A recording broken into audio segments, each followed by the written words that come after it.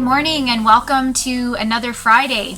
It's always nice to rediscover some new spaces within the house, and I decided today I would do these announcements from a cubby that we have under the stairs where the kids tend to hide out, and yeah, it's kind of neat to check out what's all going on here. So we've got some Dr. Seuss books, and there's some stuffies, some stuffed animals that are kind of, oh, and we even have a child that's hiding away in here too.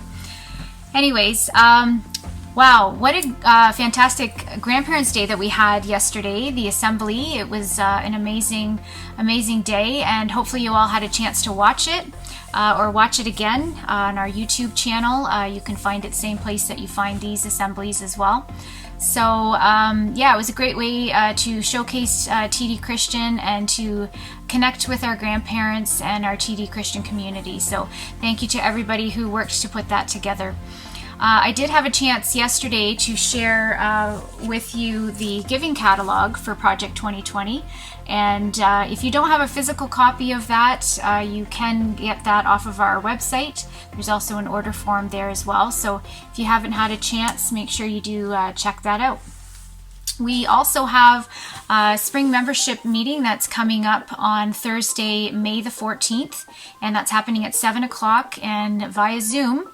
We're going to do that, so everyone is invited to attend that.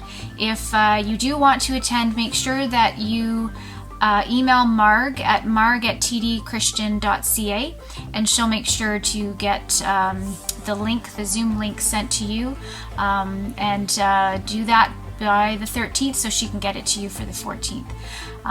Also, I have been told that any family that attends the entire meeting will fulfill this year's Parent Guardian Volunteer Hours, so make sure that you attend that meeting.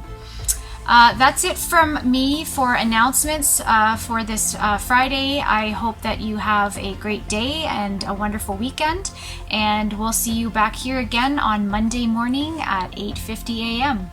Take care.